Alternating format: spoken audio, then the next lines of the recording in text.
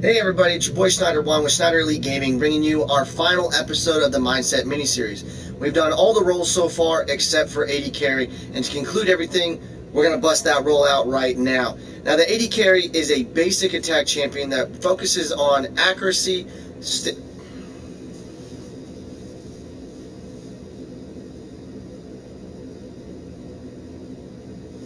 Hey everybody, it's your boy Schneider1 with Schneider Elite Gaming, bringing you our final episode of the Mindset miniseries. We've done all the roles so far except for one, and we're going to conclude everything off with the AD Carry.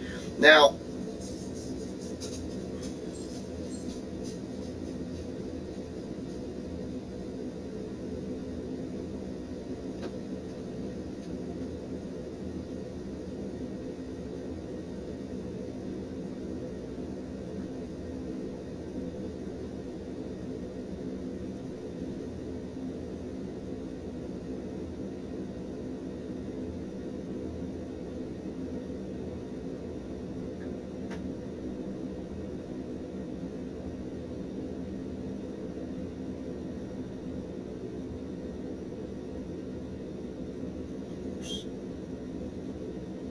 playback era.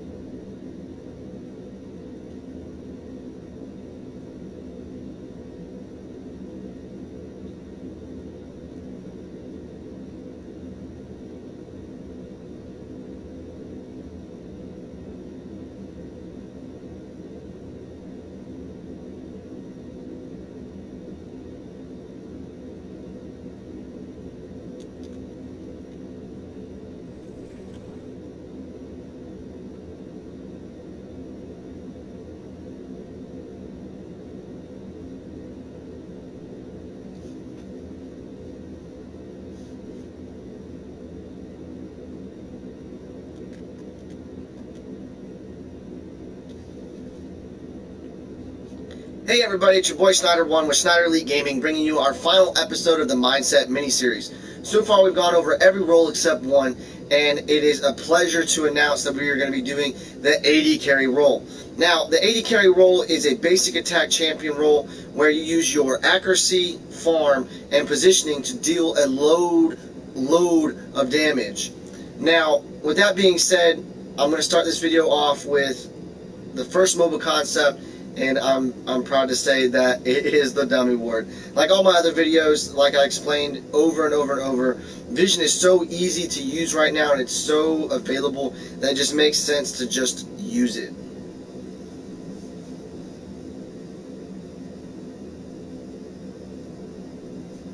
Hey everybody, it's your boy Schneider1 with Schneider Elite Gaming, bringing you our final episode of the Mindset miniseries. We've gone over every single role possible except for one, and I am proud to conclude this series with the MOBA concepts for the AD Carry. Now, an AD Carry is a basic attack hero that uses accuracy,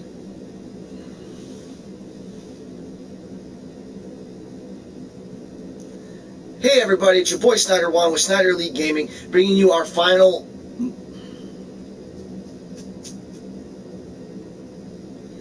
Hey everybody, it's your boy Schneider1 with Schneider Elite Gaming, bringing you our final episode of the Mindset miniseries. So far we've covered every role except for one, and I'm proud to announce that this week is the AD Carry role. We're going to be going over every MOBA concept to bring your guys' AD Carry game to the next level.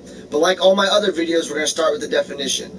The AD Carry is a basic attack hero that utilizes accuracy, farm, and positioning in order to deal a lot of damage. Quite frankly, it is the most damage in the game.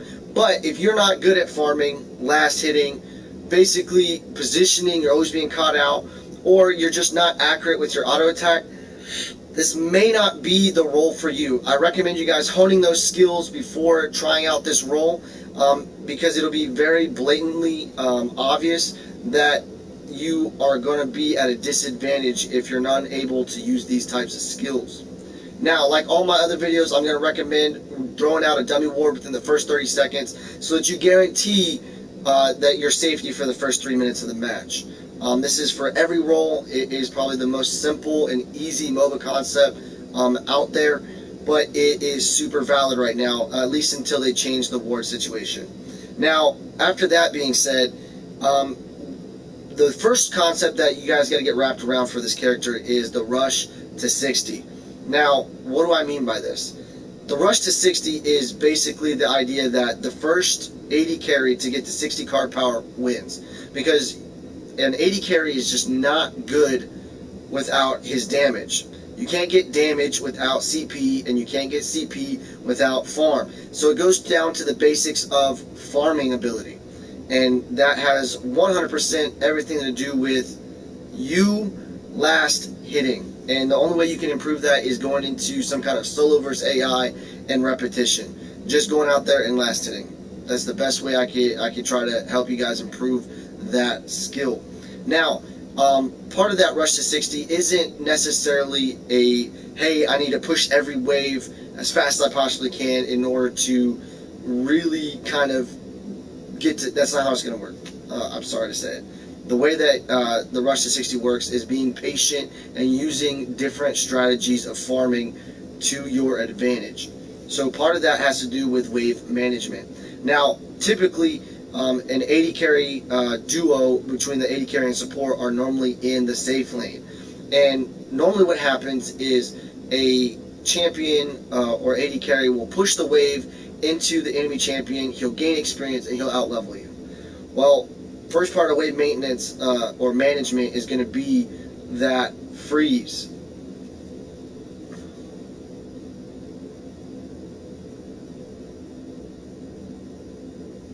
Hey everybody, it's your boy Snyder1 with Snyder Elite Gaming, bringing you the last episode of the Mindset mini-series.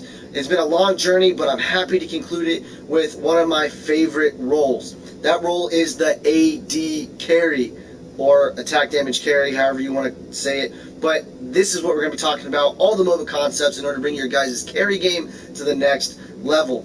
Now, what is an AD carry? What is this role? What is this this carry position? An AD carry is a basic attack hero that utilizes accuracy, positioning, and farm to deal a shit ton of damage. Now, if you're not good at accuracy, you're not good at last hitting, and you find yourself always being in a bad position where you're getting caught out and dying, you can't really get around those fundamentals when trying to facilitate this role. So if you're not good at it, I recommend you guys shelving this role and really honing those skills before attempting. Now, like all my videos, I always recommend dummy wards. They are irreplaceable, they are fantastic, they're exactly what you need within the first 30 seconds of the match in order to guarantee your guys' safety. You guys need them in your decks. I don't care if you're a carry or not. Put them in. Now, the next thing I want to talk about is wave management. Now, a lot of times what happens is you push the wave, it runs into the offlaner, he outlevels you, and then he starts really picking your duo apart. And we want to avoid this at all costs. So the way we're going to do this is through wave management. There's three types of wave management. First one is going to be that freeze. Second one is going to be the slow push. And third is I'm going to take everything you got push.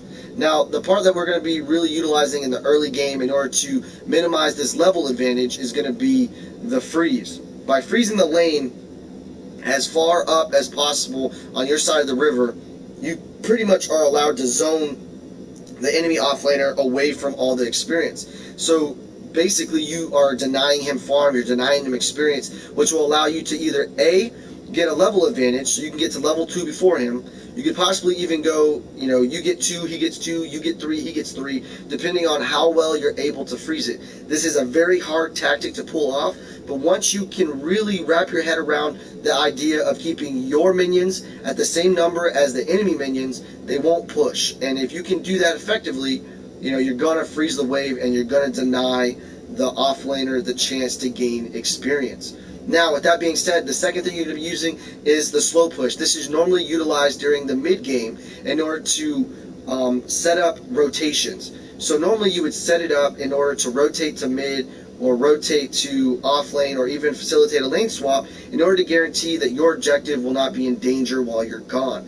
It pretty much tells the the waves that they're gonna set up in an odd fashion, advantage in your favor, and they're just gonna push until either A, it meets a tower, or B, it's reset by an enemy hero.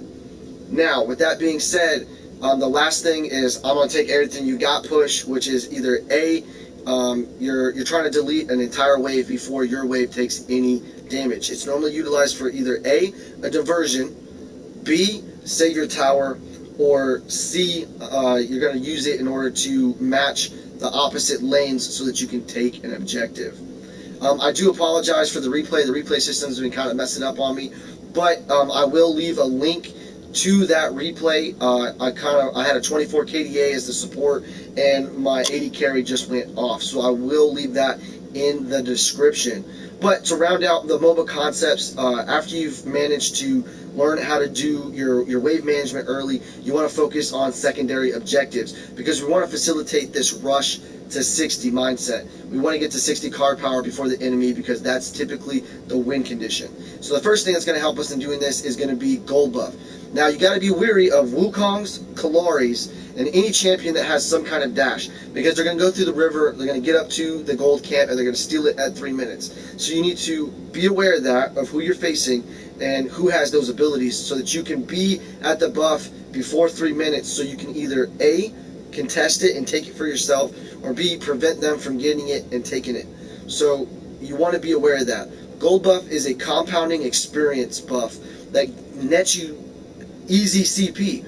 3 of those things equal 1 CP, and you can really start gaining an advantage so long as your offlaner is stealing that gold buff often. So the next secondary objective you want to really facilitate is going to be Raptors. Raptors, if you clear all 3 camps, is equals 3 CP, and with that 3 CP, your carry can just leaps and bounds start out farming or catching up to the enemy carry, depending on what situation he is in. So that is really important secondary objective. Now, the one concept that I want you guys to start implementing into your guys' game is going to be the lane swap. Now, we lane swap so that we can get onto the Raptors side. We typically do it at the 4 to 6 minute mark after we've taken our tier 1 tower. Now, this will allow you guys to get into the opposite lane if it's on the other side of the map. But if it's on your side, you're not gonna do the swap. But that lane swap, what it's going to do is it's going to allow you easy access to Raptors, and then it's possibly, depending on how fast you took that tower, you'll be at an advantage against 2 people. So you could potentially get fed. But there's going to be some caveats to that. You need to be aware of, do they have their ultimate, their triangle ability? Do they have a finished quenching scales? And you need to be aware that you are now on the predominant jungle side. So you're going to have a lot more jungle interference when pushing that lane. You need to take all 3 tier 1s in order to really secure those Raptors, because it allows you to push past the tier 1s in order to run back, take Raptors, and they really got to protect their objectives before they can really contest you. So tier 1 towers are a must, and those are things you got to be aware of. Ultimate, do they have quenching scales or a cast converter completed? And then you got to be aware of the jungler. Now, if you are on Raptor side, you are going to be doing a lane swap at 20 minutes in order to make sure that you're on Prime side so that you can secure Prime easily. Now, if you switched in order to be on Raptor side, you are going to switch back, and you got to let your teammates know. If you're in a 5-stack, cool, you can talk to them. But if you're not, you really got to ping them, and you got to show them where you're going. Hey, on my way, such and such, defend such and such. They'll understand it. If you guys have a keyboard like this, it's super handy. You can just type it out and tell them what you're doing. But the lane swap is something you need to add to your repertoire. Now, after you've secured Raptors, you're securing gold buffs, you're securing freaking Prime, what's something else that's going to facilitate this rush to 60? And that is kill everything and anything that you can. Meaning you're taking minions in your lane. If you're rotating, you're taking minions out of other people's lanes. You're taking 1 to 2 camps of your friendly jungle. You're taking enemy jungle. Anything and everything you can kill, that is what you need to be doing. You need to be taking as much experience as you can, because you will win the game for your team. Now, if you are dying all the time, you are inhibiting your rush to 60. So you got to think, I'm going to play like a coward in order to play like a boss in the late game. always think this way because it's going to really help you guys out in the late game. If you got to build power and armor early game so that you can facilitate this cowardish, play style, do it. Do what you got to do in order to get to 60, but that is what's super important. Now, so we've gone over the early game ward, the gold buff, wave management, the lane swap, taking anything and everything you could possibly get. But now, what are we doing in these team fights? So in team fights, it's all about positioning. And the best way you can do it is watch yourself play and then watch the replay and see where you're standing.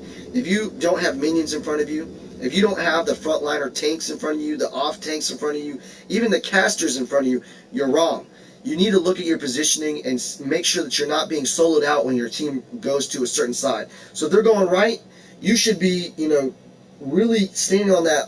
You should look at like as if there's a bubble, that there's this circumference around you, and wherever your team is, you're on that outside curve or arc, and really keeping them in front of you or in your face, and making sure nothing is attacking you from behind, nothing is attacking you from the side, and you're always keeping a safe distance while applying all your damage. Now, if there's any recommendations that I can give you guys for builds, it's going to be power and attack speed for the first 37 card power. That is standard on almost all carries. That is what you need to do. Then you're going to swap all your early game cards, which should be roughly 3 6-point attack speed power cards. You need to switch that for your crit and crit bonus, and then you're going to be rocking it out. I do recommend 10 points of lifesteal in order to facilitate a solo prime, and that's basically it. That's where you need to be at as far as your builds and and that kind of thing. So just in conclusion, rush to 60, gold buff, Raptors, prime. You need to secure these things. You need to secure farm, and you really need to wrap your head around staying alive and farming. That is what's going to win you guys games. Work on your accuracy, work on your positioning, and work on your farming. That is what's going to be make or break your AD carry ability. So I hope this information helped you guys out. If you guys like the content, please hit that like and subscribe button and become part of the Elite Gaming community today. It really, I take a really good pride in the amount of people that we got in the community, but it's not enough. We need to get more. So invite your friends, invite your family, show them the content and show them the game, and really enrich their lives. I appreciate you guys tuning in. If you guys have any comments, throw it in the comments section. That's all I got for you. Peace.